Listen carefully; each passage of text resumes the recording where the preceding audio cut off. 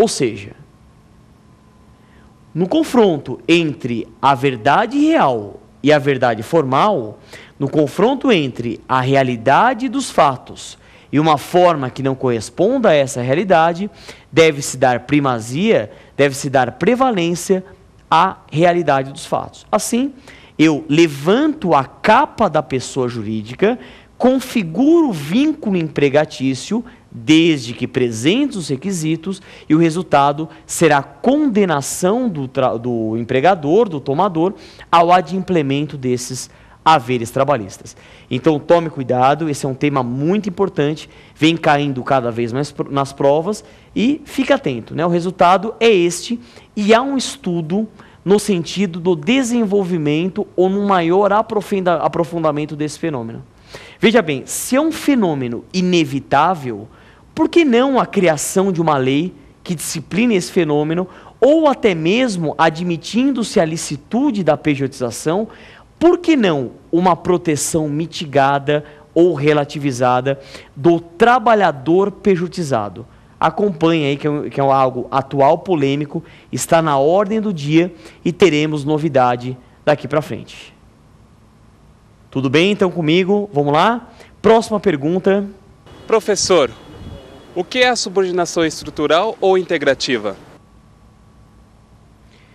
Como eu disse no nosso programa de hoje, houve uma grande mudança de paradigma até em decorrência da economia e seus reflexos no ambiente de trabalho. No passado, tínhamos o sistema, como eu falei, fordista de produção. As grandes empresas que cuidavam de todos os setores, não só de atividade fim, mas também de atividade meio. Então, era a grande empresa que cuidava de todas as suas atividades centrais, mas também atividades periféricas. Esse sistema, ele foi superado.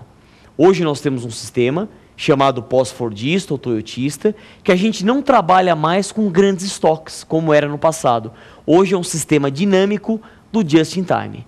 E nessa linha de raciocínio, até pela alta competitividade, as empresas buscaram a otimização da produção e a redução de custos. E isso foi feito basicamente com o fenômeno da terceirização. A terceirização que foi implementada e está muito presente hoje no mercado de trabalho, nesta terceirização, em grandes conglomerados de relações trabalhistas, nós temos essa questão da otimização da produção, redução dos custos.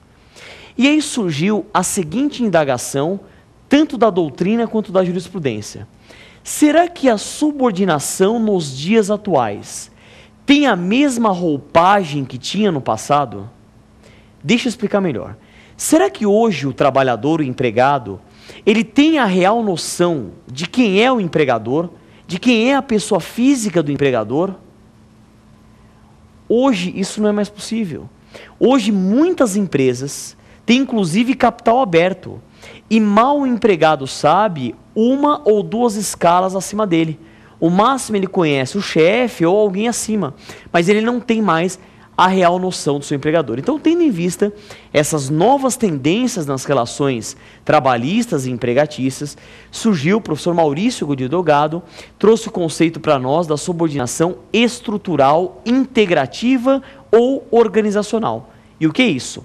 É a subordinação verificada na organização, na estrutura da empresa. Então, hoje o empregado, ele é subordinado não a uma pessoa física, não a um sujeito, mas a uma estrutura. Ele é subordinado a uma organização.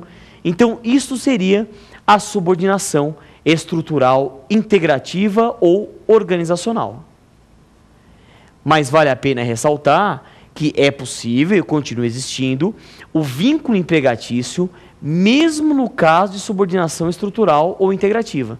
Apenas é uma nova tendência, uma nova roupagem à questão da subordinação. Então nós temos uma classificação básica de subordinação objetiva e subordinação subjetiva, mas nessa linha objetiva de uma subordinação em uma organização, em uma dinâmica empresarial, esse seria o conceito da subordinação estrutural.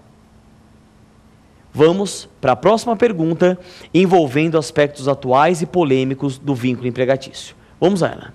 Professor, a alteridade e a exclusividade são caracterizadores da relação de emprego? Veja, como nós dissemos na abordagem aqui no nosso programa, os requisitos que caracterizam a relação de emprego, eles são legais, cumulativos, previstos nos artigos 2º caput e 3º caput da CLT, e são os seguintes: pessoa física ou natural, pessoalidade, não eventualidade, onerosidade e subordinação. Eu sempre passo nas minhas aulas 2 macetes. Ou você pode utilizar o macete chope para memorizar, com S e 2 P's, ou o macete PPNOS. Pessoa física ou natural, pessoalidade, não eventualidade, onerosidade e subordinação. Mas são pegadinhas clássicas de prova a exclusividade e a alteridade. Então veja o seguinte: a exclusividade, repita-se, não é requisito que caracteriza a relação de emprego. Você pode ler a CLT inteira, pesquisar na doutrina e também da jurisprudência. Nada impede um empregado ter mais de um vínculo empregatício. Tanto é verdade que, como o salário do brasileiro normalmente não é condizente a uma condição digna para ele e para sua família, é muito comum ele ter mais de um emprego. Portanto, não teria até aplicabilidade ou eficácia uma exclusividade à luz da nossa realidade, da realidade atual da República Federativa do Brasil. E também a alteridade. A alteridade que significa a assunção dos riscos da atividade econômica pelo empregador, prevista também no artigo 2º caput da CLT, não é requisito que caracteriza a relação de emprego. É verdade, o empregado ele presta serviços por conta alheia e não por conta própria, que é uma importante diferença, por exemplo, do trabalhador autônomo que atua por conta própria.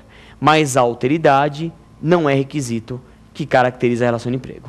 Legal? Próxima pergunta, vamos lá. Professor, o reconhecimento do vínculo de emprego doméstico exige a prestação de serviço em quantas vezes por semana? Olha, essa talvez é a questão atual e polêmica que mais chama a atenção de todo mundo.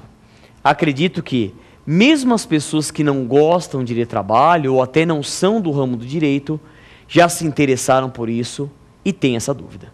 A pessoa tem na sua casa uma diarista, que trabalha 1, 2 vezes por semana, 3, 4, o que seja. Depende da situação, depende do caso concreto. E aí vem a dúvida. Normalmente a dúvida, ela surge não com muitas vezes por semana, mas a dúvida em relação a poucas vezes por semana. Principalmente aquele que tem uma diarista 1 ou 2 vezes. E já me perguntaram muito isso. Professor Leone, eu tenho uma pessoa que trabalha para mim X vezes por semana. Ela é empregada doméstica? Se ela entrar com a ação, eu corro o risco do juiz do trabalho reconhecer o vínculo empregatício? Olha, essa resposta ela não é muito fácil de ser dada. Porque se você pesquisar a jurisprudência e a doutrina, você vai encontrar várias posições nesse sentido.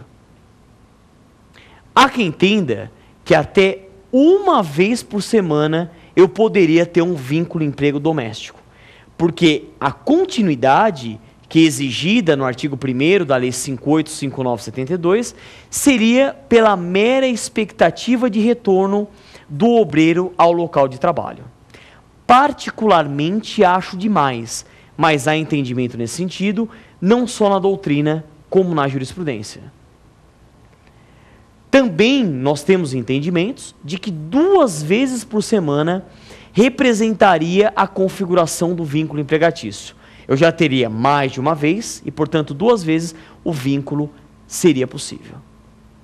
Já há outra linha de entendimento que 3 vezes por semana seria a continuidade presente na Lei 58.59/72. Até 2 vezes não, mas 3 vezes sim. Há quem entenda também a partir de 4 vezes por semana e assim por diante. Então perceba, é um tema realmente muito polêmico, atual, mas polêmico do vínculo empregatício. Mas o entendimento que vem prevalecendo, até com base em recente decisão do TST, é um ensinamento que a professora Alice Monteiro de Barros ela já falava. Ela comparou a CLT com a Lei 5859/72.